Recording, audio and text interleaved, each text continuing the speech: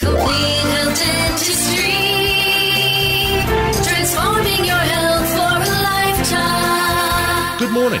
This is Complete Health with Dr. Michael Rogers from Complete Health Dentistry of Northeast PA. I'm Adam Owens, sitting in this morning as your co-host, and Dr. Rogers this morning is joined by a very special guest. April is Esophageal Cancer Awareness Month, and joining Dr. Rogers this morning is Dr. David Reynolds from Northeast Gastroenterology, Mountain Laurel Surgery Center, and Maple City Anesthesia. Good morning to both of you. Good morning, Adam. Good morning, Dave. Good morning. Good morning, both of you. How are you doing? Excellent. Feeling great. Hey, I know it's coming here towards the end of the month, and we're trying to get it all in. What is exactly esophageal cancer? Great question, and we've had some conversation about this already, so let me just take it to a little bit more of a definitive degree. Esophageal cancer, we break down into two different cellular types. There's what we call the esophageal adenocarcinoma, and then there's esophageal squamous cell carcinoma. And a lot of that is based upon different locations in the esophagus, and the different nomenclature relates to what type of tissue is in that location originally.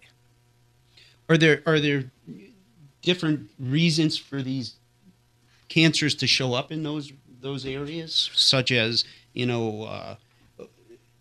one type of tissue is more specifically involved? Sure. So in the oropharynx and the proximal esophagus, that's where we're going to, the upper esophagus, that's where we identify squamous cells. That's a specific type of cell that is normal there in that area. In the lower third of the esophagus and in the gastrointestinal tissue through the stomach and the intestines and the colon, that's where we see the regular columnar cells that then can become an adenocarcinoma. So it's based upon what's the normal cytology, the normal type of cellular tissue that is in that location. Cool. Now, is there specific things that create these problems? Like if someone has GERD or acid reflux, Sure. Is that going to increase the risk of the lower part of the esophagus having Sure. that type of cancer versus something Right. from So the I think, top down? yeah, I think the question you're trying to ask there is, what are the risk factors? What's the potential possibility that I'm going to get an esophageal cancer? And I think we want to break it down even a little bit further for people to understand that there potentially are different risk factors for different areas of the esophagus and different areas of your body. So we understand that tobacco and ethanol are risk factors for both, but more significantly for the oropharynx, the head and neck area, and the proximal esophagus, it's much more likely to be a significant risk factor for cancer in that location as compared to the lower area of the stomach, where we think more about acid reflux and obesity are the primary risk factors in that location that potentially can cause the tissue to develop into a malignancy or a cancer there. Who's at risk in general for it, Dave? So, we look at it and there are certain people that are potentially at higher risk. We know that men have a greater risk than women, almost 8-fold. So the other thing that's important about that is women are in charge of healthcare. Whether the guys want to believe it or not, the women are the ones that are dragging the guys down to the doctor's office. I hear you. And that's the way that it is, right? Mm-hmm. But in this particular circumstance, it's the men that have a much more likelihood of developing an esophageal cancer. So women out there, please pay attention, because it's more likely that you're going to get your man in to have an evaluation than he himself will do. What's the incidence of these types of cancers? So we see that that there's probably about 17,000, a little over 17,000 new cases of esophageal cancer that are diagnosed each year. And unfortunately, we see about 16,000 people dying each year of esophageal cancer. So we know statistically that this is a bad one. It's really bad. So when you get this one, we know it's really, really tough to fight. Why is it so lethal? The problem is the tissue itself. The esophagus is a much, much different organ than other areas within the GI tract. It doesn't have that outer border, what we call the serosa, which is just one more barrier for cancer cells to have to move beyond. So oftentimes, unfortunately, by the time we diagnose the cancer, when a patient presents with symptoms, it's already too late. It's already gone beyond the esophagus. So we're trying to get in there and find out what's happening beforehand. So that's why in this particular cancer, the signs and symptoms are definitely helpful, and you have to act quickly. Okay. Of course, we look at it and say, well, we know that, cancer is much more likely to occur in an elderly patient population, 40 and above, but we know that those atypical symptoms in a younger person is very, very important as well. So when we see these symptoms of things like reflux disease that goes beyond 2 weeks, all of a sudden we're saying, wait a minute, I don't care if you're 23 anymore, because I got to check you out. I got to find out what's going on there. Right. Now, is it silent as well? Because I know we've talked in the past, say, about colorectal cancer, which was last month, but which is relatively silent. You don't know it's coming up, and it just seems like you're dealing with two nasty issues on both ends of the spectrum, just like with what I deal with at the one end of the spectrum, where oral bacteria can contribute to both of these. But is this just as silent? You don't know it's coming until... Yeah, that's right.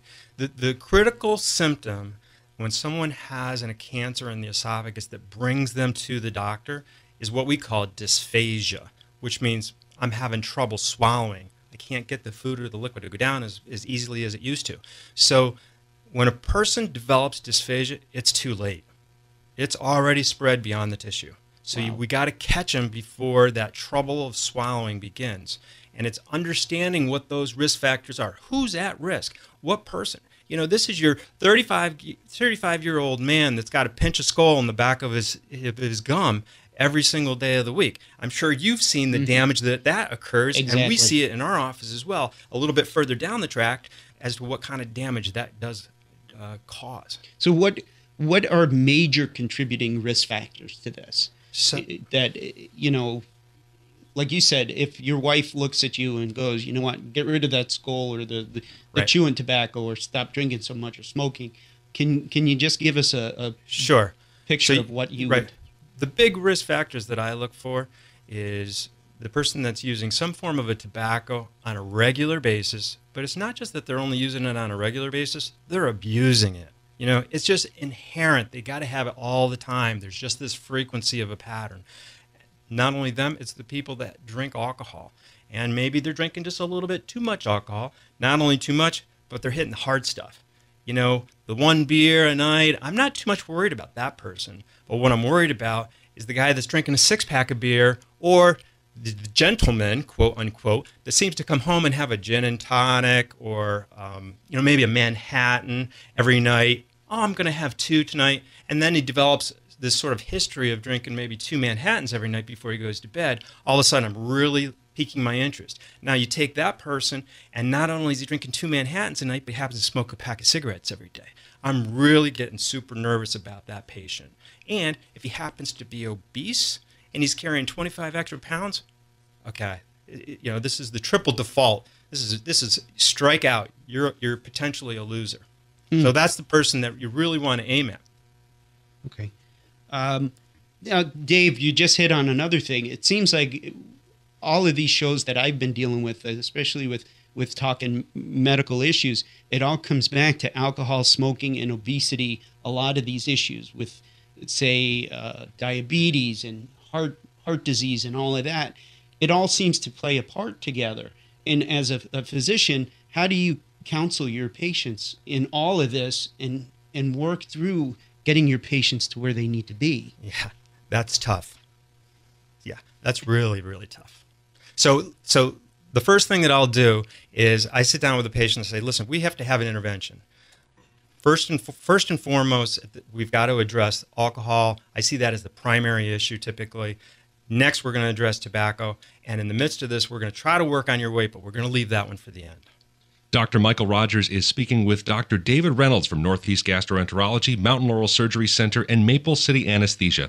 April is Esophageal Cancer Awareness Month, and when we come back, the two of them will continue their discussion on this dangerous and deadly disease and opportunities to get it diagnosed and solve the problem before it becomes fatal. The days are getting longer, the snow is finally melting, and now it's time for a good spring cleaning. At Complete Health Dentistry of Northeastern PA, Dr. Rogers reminds you that a professional dental cleaning is imperative to your overall health. Did you know that 8 out of 10 people have gum disease? 50% of all heart attacks are linked to gum disease, as well as stroke, diabetes, Alzheimer's, pancreatic cancer, arthritis, and pregnancy complications. At Complete Health Dentistry, you will receive many life-saving screenings to keep you in in tip-top shape and decrease these potential medical complications. We want our patients to enjoy a long, healthy life with minimal medical issues. Regular dental visits will help you maintain healthy teeth and gums and help prevent serious health conditions. Take time for your health. Call 253-5000 and schedule your spring cleaning today. Complete Health Dentistry, transforming your health for a lifetime. Welcome back to Complete Health with Dr. Mike Rogers from Complete Health Dentistry of Northeast PA. I'm Adam Owens, your guest host for today, and Dr. Rogers is speaking with Dr. David Reynolds as April is Esophageal Cancer Awareness Month. A little later on in the show, we'll get an update on the winner of the Complete Health Transformation Contest, Christine Lewis. She's been hard at work, and we'll check in with Dr. Rogers about her progress and what is still to come for her. But now, Dr. Rogers and Dr. Reynolds continue their discussion on esophageal cancer. Dave, as we were talking earlier, the social aspects, diet, alcohol, smoking, and tobacco all play a part in esophageal cancer. Are there genetic components to this and also ethnic components to esophageal cancers? Yeah, it's a great question. Important to point out, Mike, that I often am very concerned when I hear of a family history of esophageal carcinoma because that puts a patient potentially at much higher risk.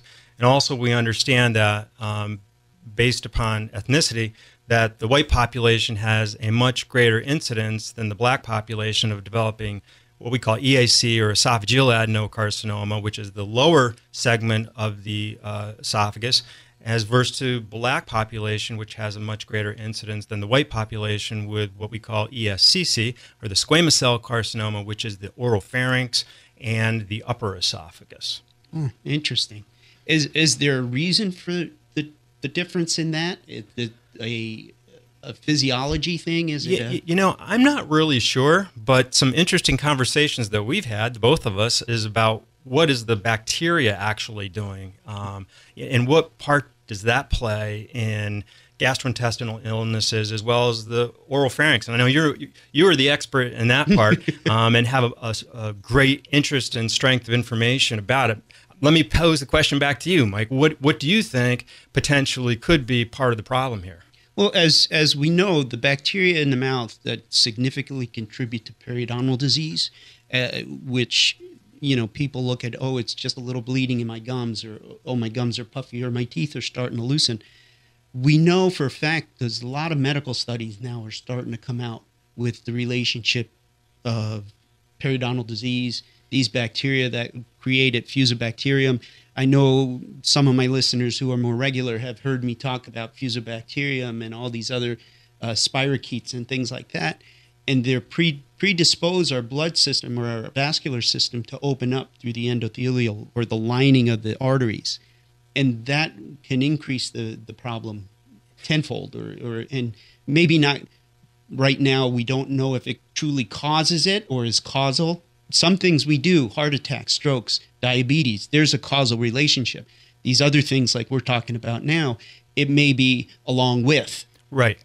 And, this is kind of where you and I are getting into becoming the geek squad, right? right. All of a sudden, we want to delve into the physiology, the pathophysiology, the microbiology, and we're going to lose every listener that we have out there. We can talk about aldehyde dehydrogenase and what does it do, but it's important. It's important to understand. Listen, there's an enzyme out there that these bacteria have, and they take the tobacco and they take the alcohol and they break it down into a toxic element. Mm-hmm. And it's the quantity of that toxic element that's maybe present in your mouth, your posterior pharynx, that's your swallowing mechanism at the top of the esophagus, and then down into the esophagus, and that toxic chemical is denaturing or hurting your tissues and burning your tissues and creating changes there that ultimately result in cancer. Yeah.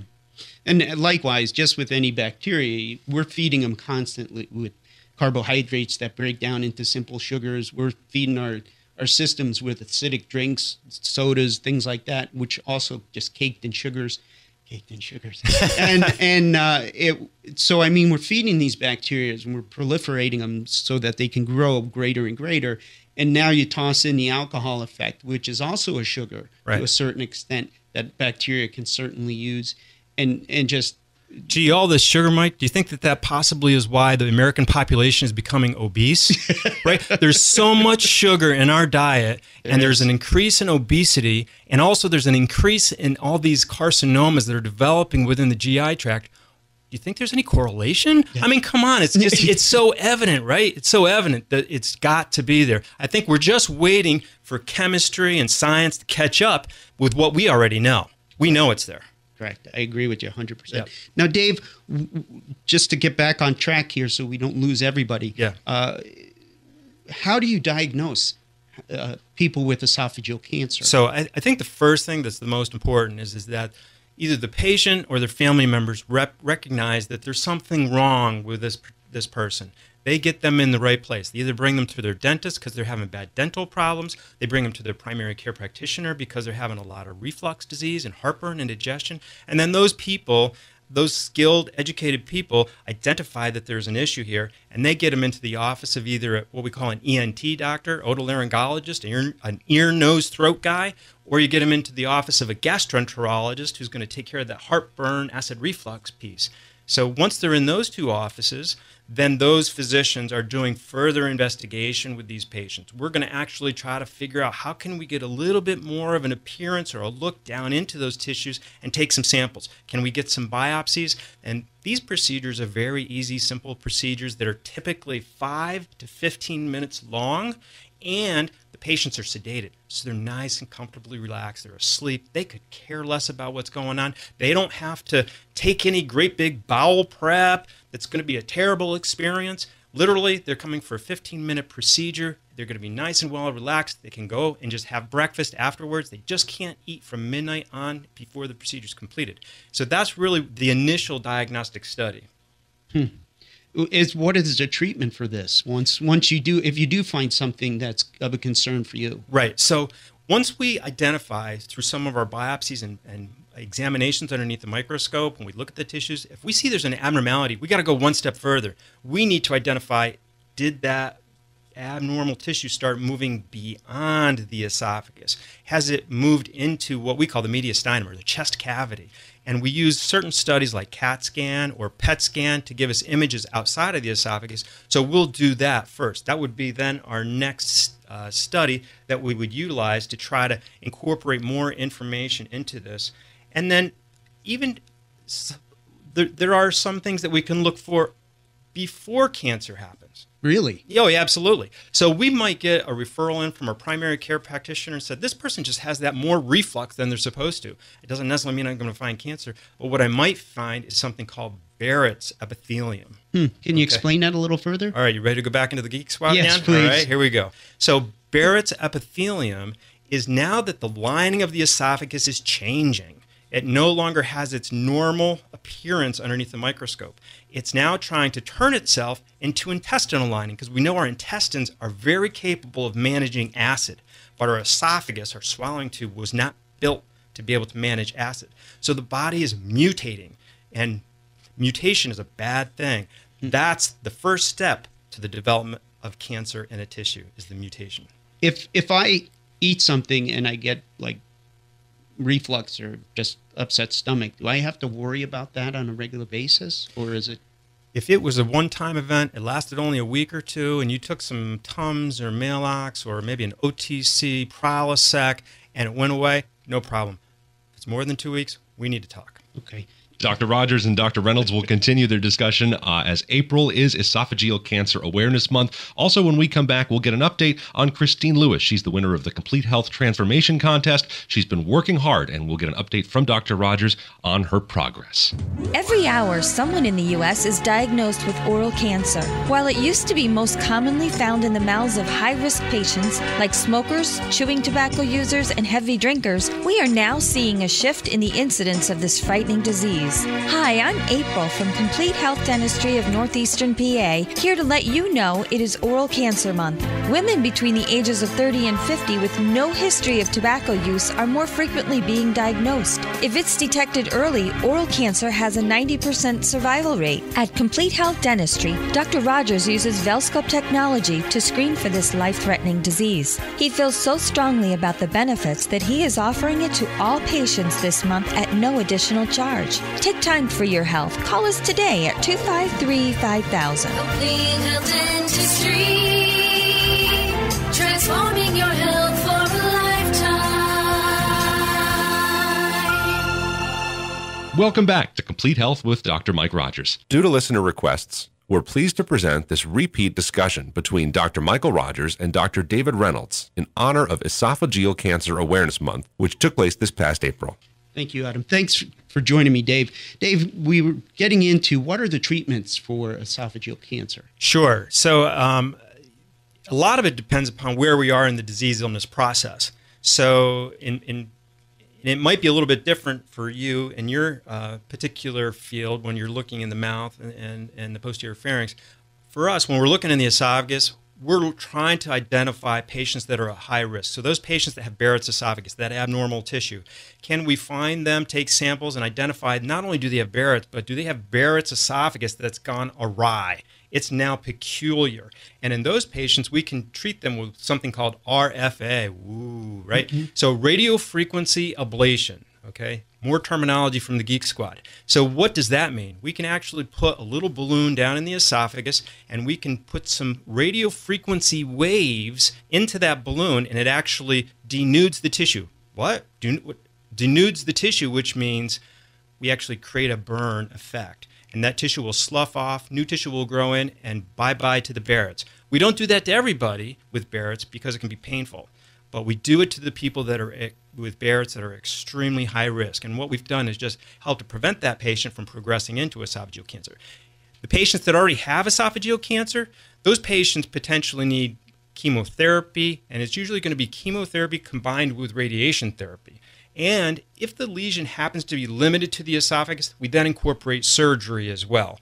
But for some of those patients, if the lesion has already gone beyond the esophagus, that's it. Chemo, radiation is typically what we do. So, does that answer your question, Mike? Yeah, it does. It's a scary proposition, actually, is what it sounds like. Well, absolutely. And that's why early detection is so important. Yeah, we've discussed that before. And even more important than that, Mike, prevention. Prevention, you know? yeah, so, prevention is key for everything. So let me ask you a question. With your patients, and because I'm sure you're dealing with it a lot of the time, as well as we are in our office, how do you prevent the problem in the oropharynx? Well, that's a great question. You know, from what I can do on a dental aspect, it's more or less we can address the problems in the mouth that can contribute to what you're dealing with. Obviously, I can't see as deep as you can, but it's you know, we test for these bacteria that can contribute to esophageal cancer or colorectal cancer or all these other things. There's a panel that we can do, a salivary test that's very simple and easy. We send it to a lab. They give us back a list of bacteria that can create all these or combine and cause these issues that we're discussing here on the show. And it's great to be able to help someone not only enhance their oral health, but also help them overall. And that's great, Mike. So let me just ask you a question. You know, I'm a Crest guy. You know, I'm at home brushing my teeth with my Crest. I take my Listerine and do my mouthwash. Is that helping me, or is that not enough? It depends on the person. Just like with you, you've got some person who could eat and drink whatever they want, and there's never ever an issue.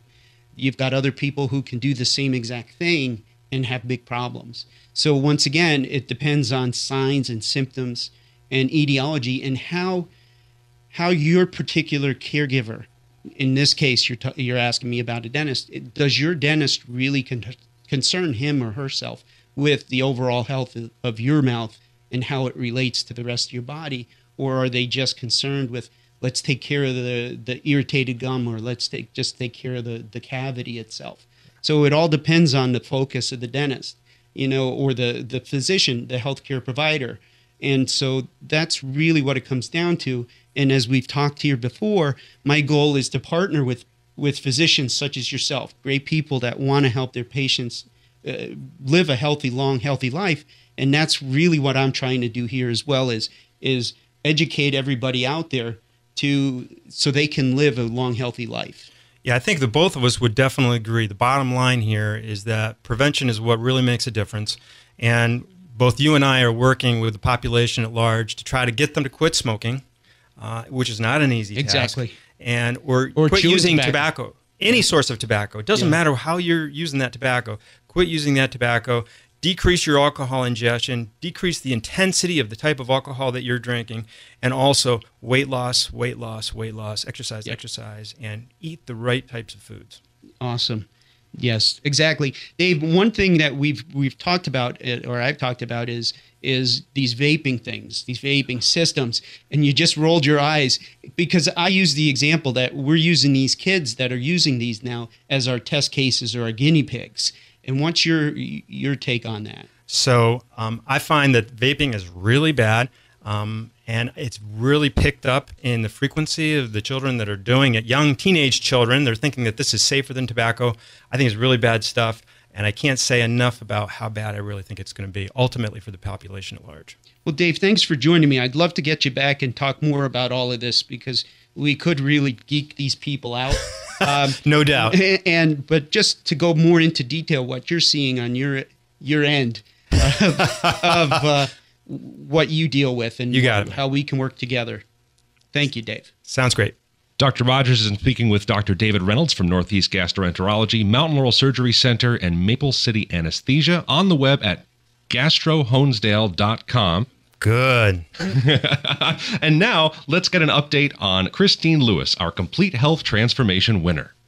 Good morning, Christine. Thanks for joining us in the studio. Good morning, Adam, and thanks for having me. Oh, it's great to see you. You look great, and we're just going to kind of go through a little bit of an update on your progress as the Complete Health Butterfly. So I understand you had an appointment with Dr. Rogers at Complete Health Dentistry just this past week, right? Yes, I did. I got visited with the dental hygienist, Tanya, and she did the next round of cleaning my teeth, which they look a lot better. They look better. Yeah, I was going to say, so how did it go? I mean, you get the cleaning, and what else did they do? Well, it's the deep cleaning that they do, the descaling, and everyone's always scared of it, but you don't need to be. It's not that bad. So after that appointment, did you notice, sort of any improvements, like your teeth feeling better? Are they whiter? They definitely feel better. My gums are amazing. They're turning normal pink instead of, really aggravated red.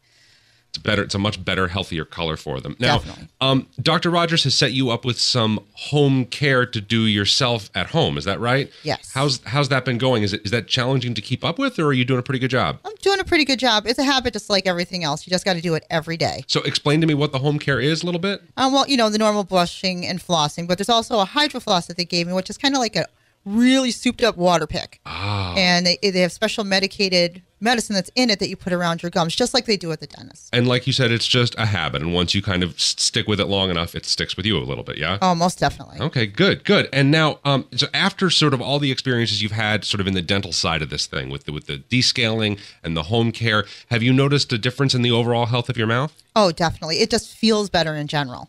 Oh, nice. And you just maybe a little more confidence in your smile, too. Oh, definitely. You have a beautiful smile. I can see it now. Thank you. Once you start talking about it, it kind of just comes right out of you. We're speaking with Christine Lewis. She was the winner of the Complete Health Transformation Contest, and as such, we refer to her as the Complete Health Butterfly. And Christine, overall changes to your health going through this whole entire program. I mean, it's been now at least a couple months, right? Correct. And how have the changes been? What have you noticed? A lot of changes. Things fit better. You can bend over without lots of hard work. And you can get back up, which is great. My smile feels good. Just overall, in general, my health feels really good. Just moving around is easier, kind of getting through definitely, your day. Definitely. And you have more energy and more stamina. Well, it's great. And it's clear that this is working, and you're taking these things with you after the program is complete. This is stuff that you'll be taking with you out into the world and living with for the rest of your life, right? Right. It's a lifetime change. That's great. Christine, thank you for taking some time this morning to join us. And I got to keep up the good work. You're doing a great job. Thank you. We're also proud of Christine Lewis, the winner of the Complete Health Transformation Contest and the Complete Health Butterfly for this year. And that's all for today's episode of Complete Health with Dr. Mike Rogers. If you'd like to speak more with Dr. Rogers or learn how you can take advantage of the services that he and his associates offer, call their office today at 570-253-5000.